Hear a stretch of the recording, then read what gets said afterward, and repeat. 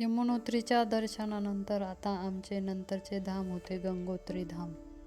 यमुनोत्रीहून आम्ही परत बारकोटला आलो व बारकोटवरून सकाळी निघून उत्तर काशीसाठी निघालो.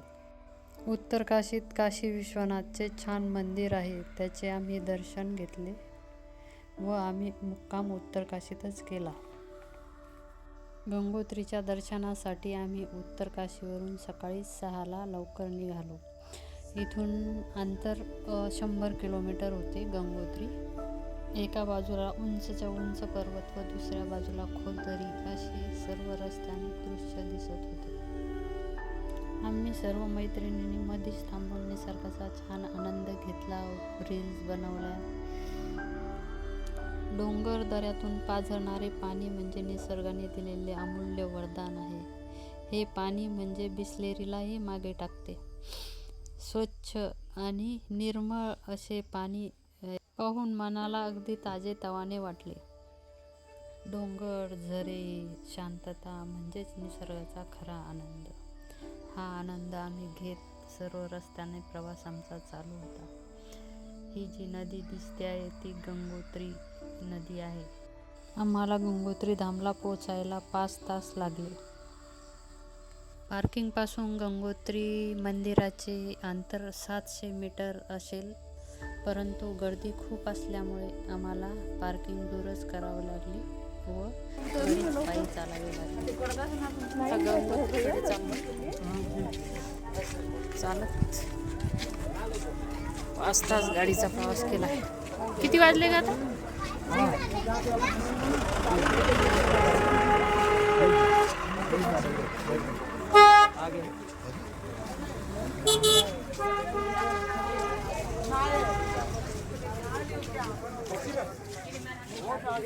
चालण्यासाठी रस्ता पठारा असल्यामुळे फारसा काही त्रास झाला नाही. आम्ही सहज मंदिराजवळ पोहोचलो. आपले सर्व ग्रुप मेंबर खायला यावे म्हणून आम्ही सर्वांनी सेम कॅप घातल्या होत्या. चालताना थोडं ऊन पण जाणवत होतं व थंडी पण जाणवत होती. समोर जे दिसत आहे ते मुख्य द्वार आहे गंगोत्रीच्या मंदिराकडे आत जाण्यासाठी. गंगोत्रीचे मुख्य द्वार दिसल्यानंतर मनात एक वेगळीच ऊर्जा संचारली. आमची आतुरता आता संपली होती. थोड्याच वेळेत गंगा मातेचं दर्शन होणार होते. रस्त्याने चालत असताना रस्त्याच्या दोन्ही बाजूला छोटी छोटी प्रसाद, गंगाजल, रुद्राक्ष याची दुकाने होती. समोर जे गेट दिसत आहे ते मंदिरात जाण्यासाठीचा मेन गेट आहे. त्यात मधून आत गेलं की गंगा मातेचं मंदिर आहे व गेटच्या उजव्या बाजूने खाली गेले की गंगा मातेचं पात्र आहे. पात्राच्या पलीकडल्या बाजूला असे अनेक प्रकारचे आश्रम दिसतात. गंगा नदीचे पात्र स्वच्छ ठेवण्यासाठी असे सुविचार लिहिलेले आहेत, परंतु पात्रातील घाण बघून असं वाटत नाही की त्याचा काही फारसा फरक पडतोय. ती पात्रातील घाण बघून मी थोडासा खारीचा वाटा उचलला. गंगेचा तट म्हणजे सर्वात शांत व पवित्र अशी जागा. इथे अनेक भक्त आंघोळ करतात. या आंघोळीने शरीरच नाही तर अंतर्मन देखील शुद्ध होते. पाणी खूपच थंड असल्यामुळे आम्ही फक्त हातापायांना पाणी लावले. आम्ही म्हटलं चला काही पाप झालेले असेल तर चला सोबतच धुवून टाकू. पाणी खूप थंड होतं पण मनाला ऊब देणारे होते. गंगेच्या पृथ्वीवरील अवतरणाची कथा पवित्र अशी आहे. असे म्हणतात की राजा भगीरथांचे पूर्वज यांना श्राप मिळालेला होता व त्यांना स्वर्ग प्राप्त होत नव्हता.